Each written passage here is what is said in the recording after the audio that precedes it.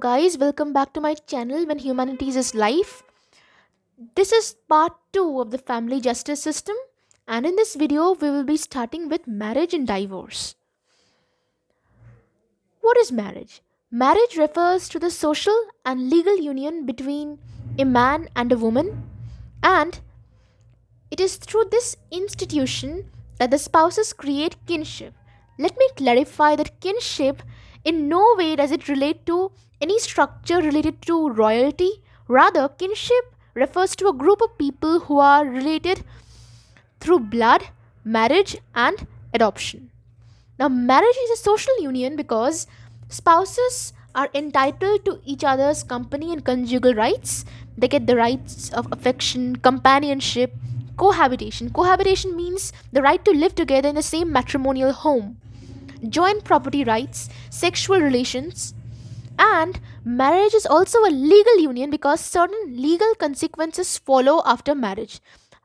Spouses get the status of husband and wife, legitimacy is conferred on children who are born after marriage, and the spouses also get maintenance and inheritance rights. Okay, next we come to the next concept. You know, if either of the spouses detaches himself or herself without a reasonable cause, without a sound judgment, then the aggrieved party, the spouse who has been left, he or she can approach the court. The court in such an instance would direct the guilty party, or the spouse who has deserted the relationship, to return to the matrimonial house. This is called restitution of conjugal rights. Okay, now you must be aware of different types of marriage, like monogamy, polygamy, then polyandry. So these different types of marriages, they serve different functions and they don't emerge in a vacuum. Monogamy refers to the union between one man and one woman, and this is the ideal form of marriage. Marriages can also be classified into polygyny and polyandry. Polygyny is the practice of one man having several wives, and it's actually a strategy of increasing population. For instance, suppose one man who marries another woman, they're having two children. This same man in particular communities, they are marrying two more wives, suppose, and they're having now he is having four children, two each. So you see how polygyny is being used as a strategy of expanding the population. The population expands slowly through polygyny, and it's a strategy. Now the ones who uses polygyny, who professes polygyny, they claims that this practice ensures that all women in the society are taken care of. But polygyny is not allowed in Hindu, Christian, Sikh, or within the Parsi communities. Okay, the next form of marriage is polyandry. Polyandry is the practice of one woman having multiple husbands. This actually is attributed to a shortage of women or a situation of crisis. And it can also be because of female infanticides or killing of small girls right after birth. It's a social evil, it's an inhuman practice. Or it can also be attributed to poverty. Okay, now what is endogamy? Endogamy refers to marriage within one's own group, and this group can be based on caste, class, or ethnic group. Literally, it means marriage within one group and it ensures a closely knit community. Exogamy, on the other hand, is marriage outside the kin group, outside the tribe, family, and clan. It's especially with regard to descent from a common ancestor or ancestress. And in the case of exogamy, a certain degree of social and relationship distance is required for marriage. Now different communities, they follows different laws in case of their marriage. For example, the Hindu Marriage Act of 1955 is followed by the Hindus. The Parsi Marriage and Divorce Act of 1936 governs the marriage among the Parsi individuals. The Christian Marriage Act 1872 governs the marriage among Christians. And the Muslims, they don't follow any codified law in India. They have their own religious text and laws derived from the Quran, Hadith, and all. We come to the next part of the chapter, the conditions of a valid marriage. There are five conditions of a valid marriage. First of all, monogamy. There is a rule of monogamy among Hindus, Parsis, and Christians. They can marry only once. And if they have to marry again, their marriage has to be dissolved. Their first marriage has to be dissolved, either by way of divorce, which is dissolution of marriage by a court based on voluntary will, or death of the previous spouse. This goes the first condition. Second is the performance of customary rites or ceremonies. This is also required for the Hindus, Christians, and Parsis. For example, the Hindus, they follow the ceremony of Saptapadi, or taking off 7 steps in front of the sacred fire. The Sikhs follow the ceremony of Ananda Karaj, where Lavan or the 4 hymns of love are performed during the 4 nuptial rounds. The Sikhs take 4 steps for the 4 nuptial rounds, and the Hindus, they take 7 steps in front of the sacred fire. The Parsis solemnize their marriage through the Ashirvad ceremony, which binds the couple in matrimony spiritually. They also take a promise of giving support to each other no matter what comes. Then we come to the Christians. The Christians, they are governed by certain individuals who are authorized under the Christian law. Now there are three categories of people who can solemnize marriages. First of all, people who have received episcopal ordination. It means consecration or installation by authority. There are certain individuals who actually declare an individual to be potent to solemnize marriage. That is known as episcopal ordination.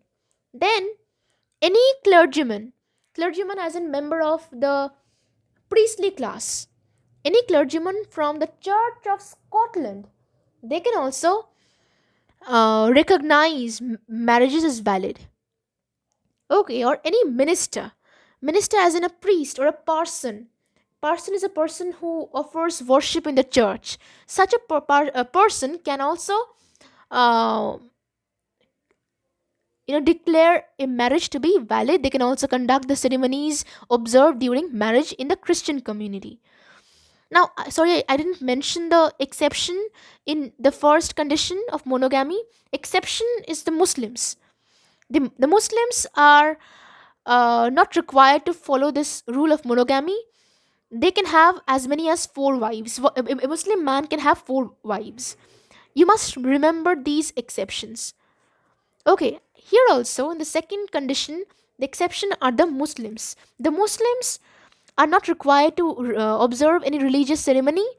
Only offer an acceptance to marriage is all that is required. Okay, then we come to the third condition for a marriage to be valid. Different communities, different religion, they prescribe different age of marriage. For example, the Hindus, Parsis, and Christians, they states that girls must be 18 years of age. 18 years is the minimum age of girls to be married, and the boys must be 21 years to be married. Now, recently, this is modified. The girls now, from now on, will be um, fit for marriage from 21 years like boys. Such changes and amendments in the legal framework are always welcome, with consonance with gender justice and equality. Here also the exceptions are the Muslims. The Muslims can marry around the 15 years of age or when they reach puberty. The fourth condition is that the person should not marry the close relations. All religions recognizes this condition for a marriage to be valid. So Marriages should not be within the prohibited degrees of consanguinity and affinity. Don't worry, these terms are actually very easy. I will explain. Consanguinity is the prohibition of marrying blood relations. Two individuals who are within the prohibited degrees of blood relations cannot marry. For example, a person cannot marry the brothers or sisters because they fall in the category of blood relations. That's called consanguinity. If a brother and a sister marries each other, it's called consanguinity and it's prohibited. All religions recognize this.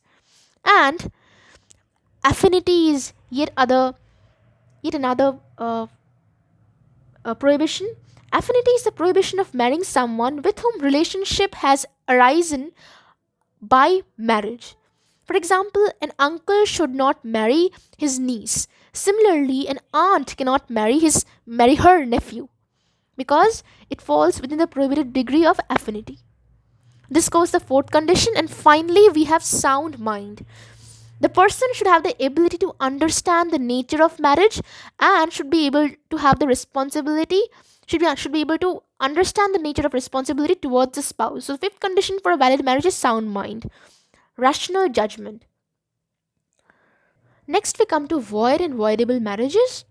A voidable marriage is a perfectly valid marriage unless annulled or set aside or invalidated by a court. And the decree of nullity has to be passed by a court to invalidate the marriage.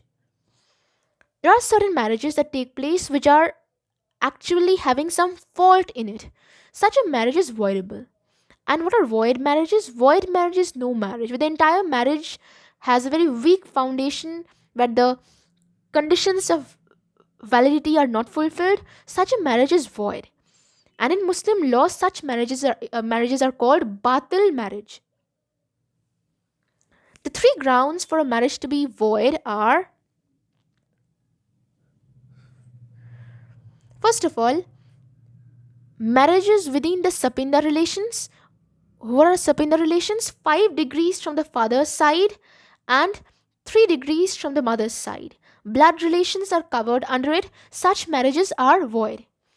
Secondly, if a marriage is within the ambit of prohibited relationship, for example, marriage between uncle and niece, aunt and nephew, such a marriage is void. They are basically referring to consanguinity. And if a Hindu marries in the lifetime of his or her spouse, this is known as, the marriage is called void. The second marriage is void. It's no marriage. Done. Then we come to the four grounds of voidable marriage. The four grounds of voidable marriage are impotency or the inability to have children. It's a biological, deformity perhaps. And second ground is if the consent of marriage is derived by force or fraud, then the marriage is voidable. Or the pre-marriage pregnancy of the wife with another man, this also makes the marriage voidable. And finally, if the person, any of the spouse, if the person has an unsound mind, if the person does not have a rational judgment, basically the person is insane, then the marriage is voidable. The Muslim law doesn't recognize the concept of voidable marriage. They consider those marriages to be fasid or irregular.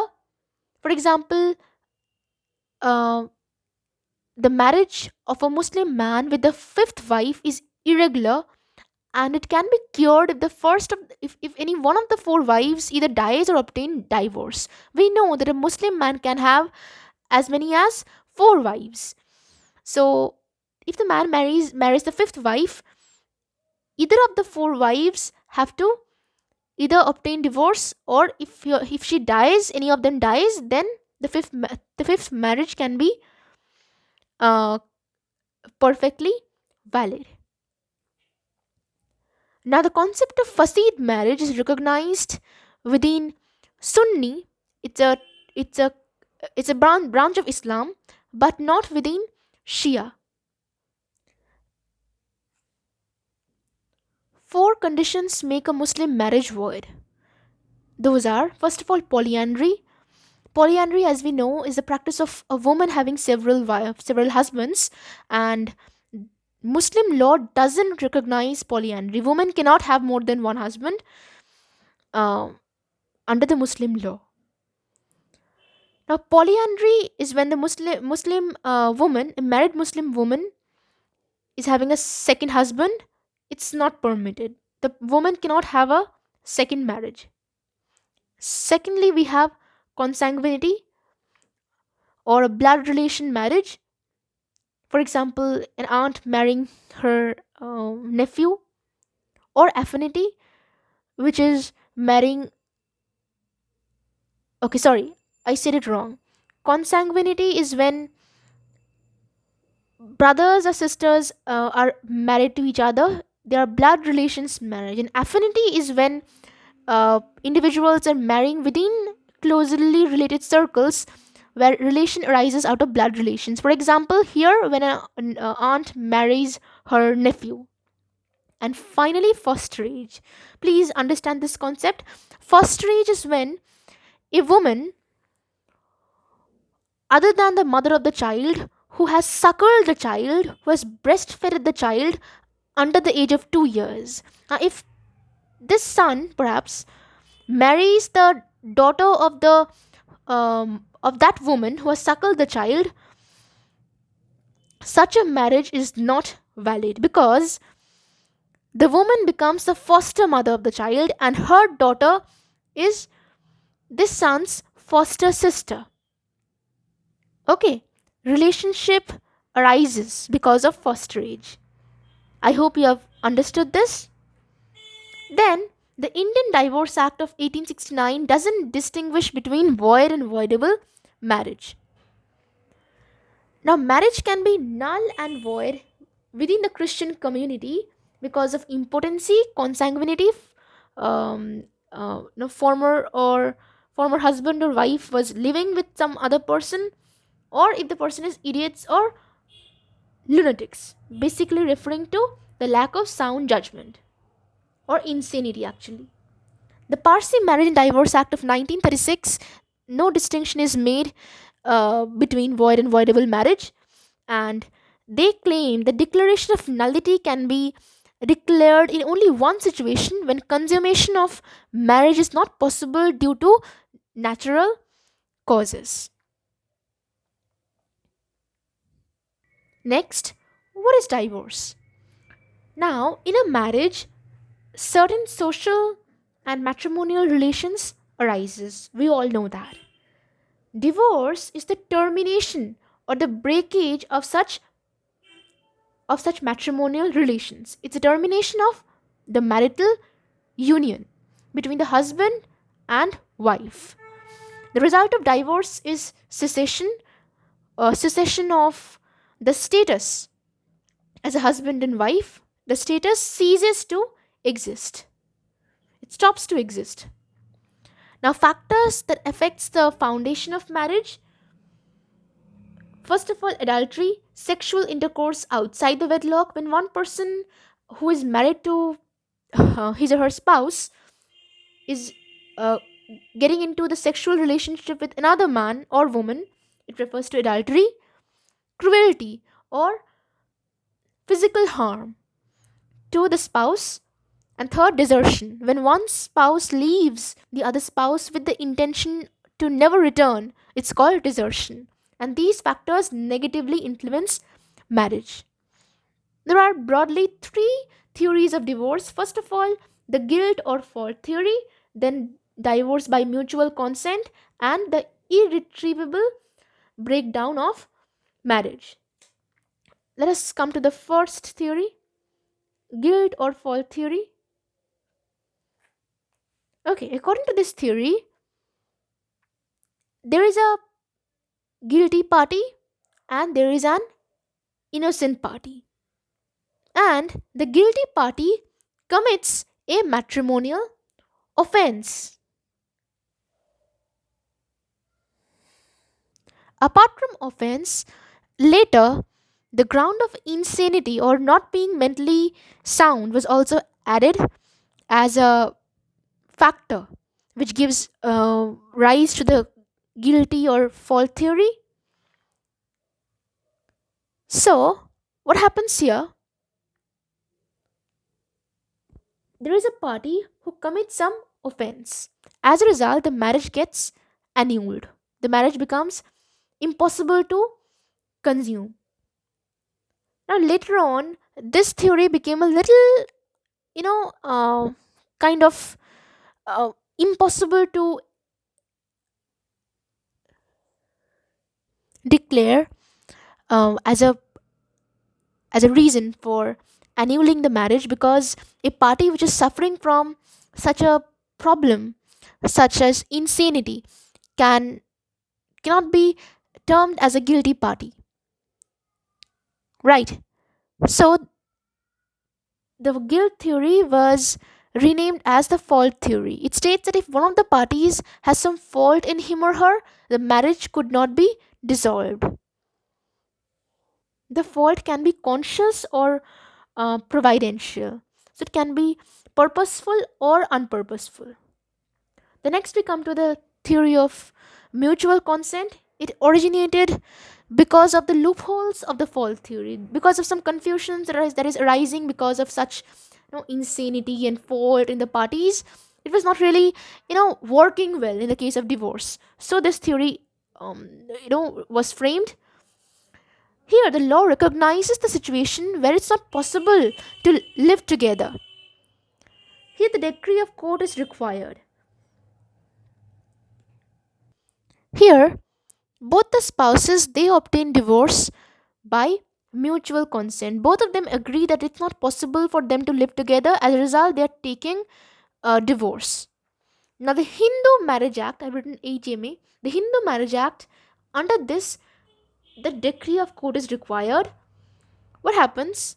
Parties must live separately for at least 1 year. This is the process of divorce by mutual consent under the Hindu Marriage Act. Parties must live separately for 1 year. Then they can file a petition.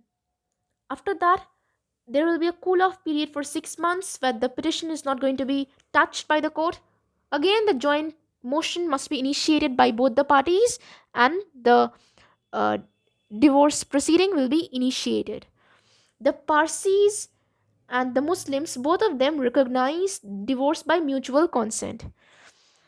But in the case of Parsis, there is no requirement of filing the joint petition, and the Muslims they recognize divorce by mutual consent as khula or mubarat. These both these concepts are given in quite a detail in your book. Let me discuss it precisely. Khula refers to redemption. What happens here? The offer to divorce is from the wife's side. She has to pay something, some sort of money, some sort of a gift, which is also called consideration in legal terms, in exchange of the promise to obtain divorce. And in the case of mubarat, the both the spouses they mutually decide to release each other from the marital bond. Okay. Finally, we have the irretrievable breakdown of marriage. Now, if one party uh, they refuse to give consent to the divorce, what happens? Here, the basic postulate is that if a marriage is broken down without the possibility of any repair, or if the marriage is broken down irretrievably, then it should be dissolved without looking into the fault of either of the parties. This is the basic postulate. What happened in 1964? Now we come to the Christian law. The Archbishop of Canterbury he appointed a committee with the chairmanship of Dr. Mortimer, Bishop of Exeter, to look into the matter of irretrievable breakdown of marriage. And this man stated that the sole ground of divorce should be the irretrievable breakdown of marriage, because there is no reasonable probability of comfort and support. That's why the spouses can obtain divorce through this theory.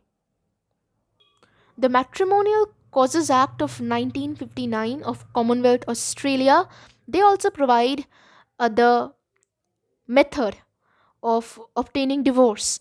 If the decree of restitution of conjugal rights or the order of the court to live together given to the husband and wife who wanted to leave each other is not fulfilled within 1 year, this act lays down the rules that has to be followed to ensure the divorce of such a spouse.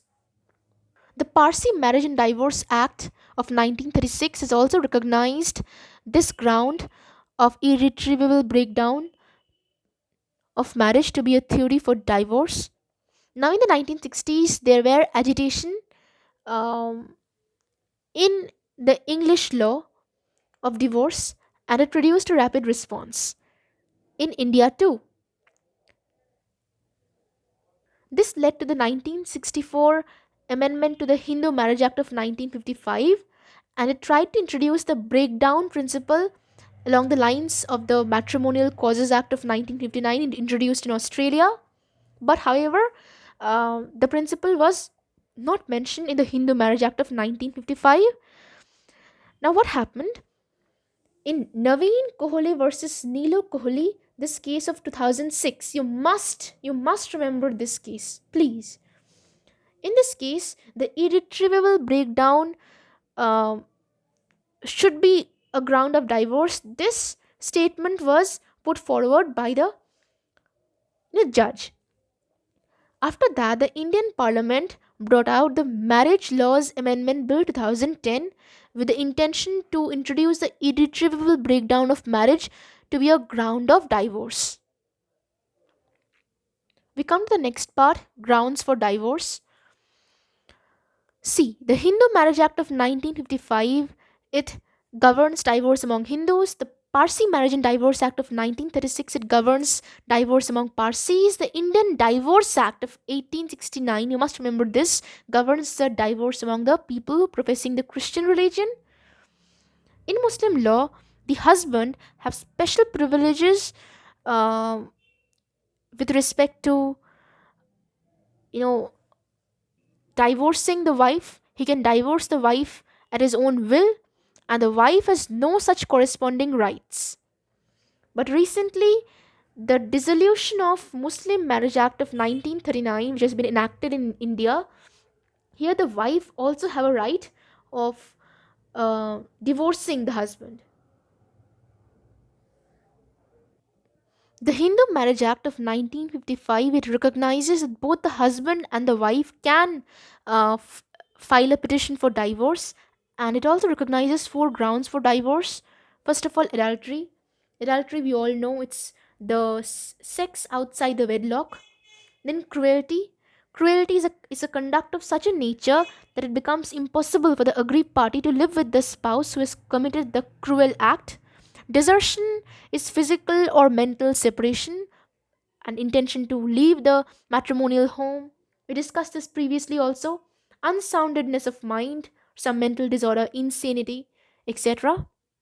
The same four grounds of adultery, cruelty, desertion, and unsoundedness are also recognized by Parsis and Christians. Now, in Indian Divorce Act of 1869, which governs the divorce among the Christians, the husband doesn't have all the other criteria to cite for divorce. They can only adopt this ground, adultery, sex outside the wedlock, not wedlock, the wedlock, as a ground for divorce.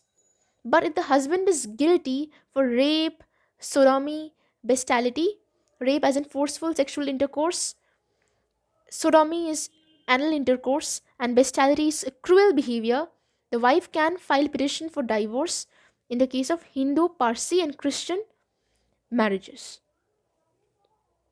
Thank you so much, guys, for seeing my video. And if you have not been able to understand any part, do let me know in the comment section. I will again clarify your doubts. Thank you so much. Meet you in my next video.